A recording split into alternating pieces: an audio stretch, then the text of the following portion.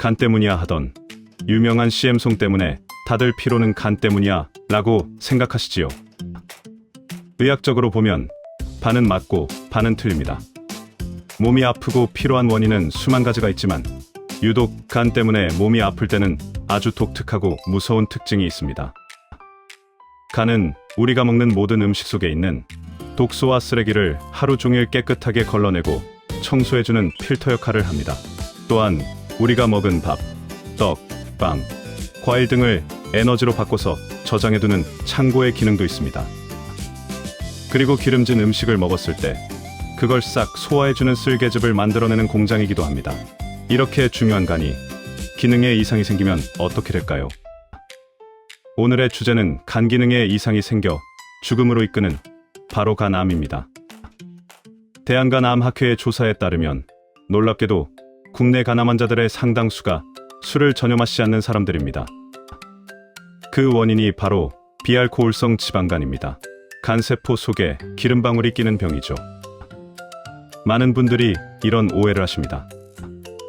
기름진 삼겹살이나 마블링이 가득한 소고기를 많이 먹어야 간에 기름이 끼는 거 아닌가? 아닙니다. 고기를 전혀 안 먹어도 간에 기름이 꽉 찰 수 있습니다. 간은 침묵의 장기라서 70%가 망가질 때까지 아무런 통증이 없습니다. 나도 모르는 사이에 간에 기름이 끼고 그 기름이 썩으면서 간에 만성 염증을 일으킵니다. 이 염증이 10년, 20년 쌓이면 간이 딱딱하게 굳어지는 간경화가 되고 그 종착역이 바로 간암입니다. 술 한 방울도 안 마신 사람의 간을 암덩어리로 만드는 이 끔찍한 기름의 정체는 과연 무엇일까요? 고기도 안 먹고 술도 안 마시는데 간에 기름을 채우는 진짜 주범. 그 첫 번째는 바로 과도한 탄수화물입니다. 나이가 들면 고기는 소화가 안 되니까 밥에 물 말아서 그냥 드시거나 빵이나 떡은 살 안 쪄 하면서 식사 대용으로 드시는 분들이 정말 많으십니다. 우리 몸은 쓰고 남은 탄수화물을 전부 중성지방으로 바꿔서 간에 차곡차곡 저장을 합니다. 즉, 흰쌀밥과 떡을 배부르게 드시는 순간 간에 기름을 들이붓는 것과 같습니다. 두 번째 범위는 더 심각합니다. 이것은 바로 몸에 좋다고 매일 챙겨 드시는 과일과 액상과당입니다. 어르신들 아침마다 몸에 좋다고 사과, 배, 토마토를 믹서기에 한 바가지씩 갈아서 즙으로 드십니까? 과일 속의 과당은 다른 영양소와 다르게 오직 간에서만 대사가 됩니다. 씹지 않고 즙이나 주스로 마시면 과당이 간으로 일시의 폭탄처럼 들이닥칩니다.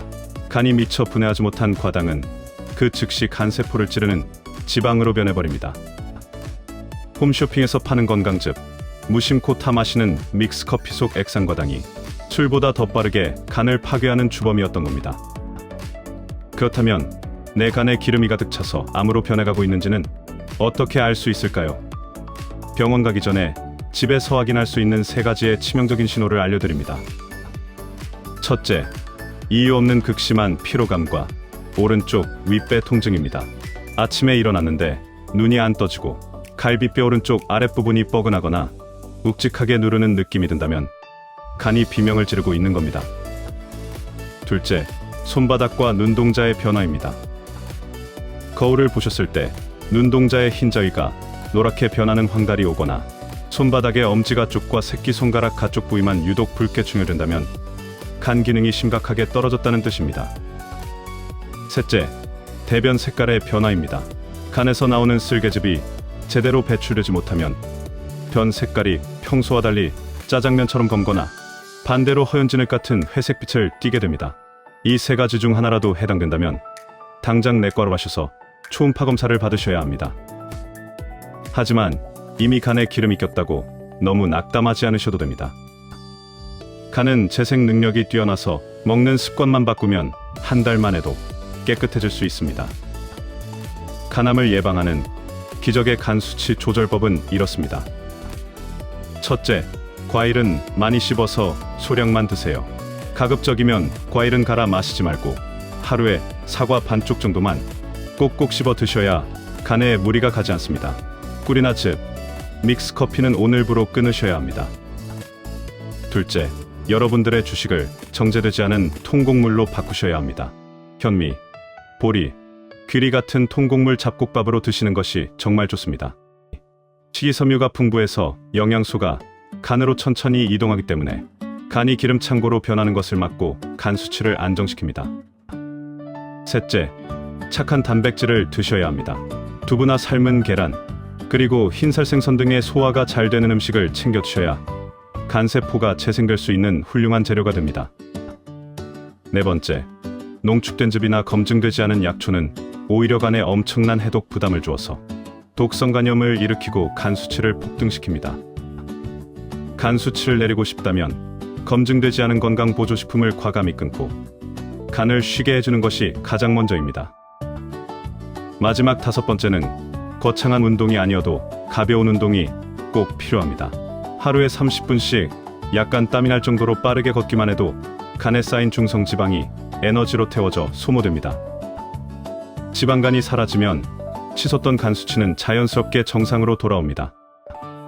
평생 술, 담배 안 했다고 방심했던 나의 식습관이 내 간을 망치고 있었을 수 있습니다. 오늘부터 냉장고 속에 과일 주스와 떡을 치우고 속 편한 통곡물과 씹어먹는 과일로 소중한 간을 지켜주세요. 그리고 간에 기름이 끼면 혈액순환이 막혀 뇌세포까지 손상된다는 사실도 꼭 기억하시기 바랍니다. 간암이 생기는 것은 간 때문이 아닙니다. 평소 나의 식생활과 생활습관으로 건강한 간을 지키고 간암이 걱정에서는 해방되시길 바랍니다. 매일 아침 맑은 피를 활기차게 돌리고 좋은 공기를 마시는 습관이 행복한 100세 건강을 약속합니다. 여러분들의 행복한 100세 건강을 처방해드리는 100세 건강정보 TV였습니다. 감사합니다.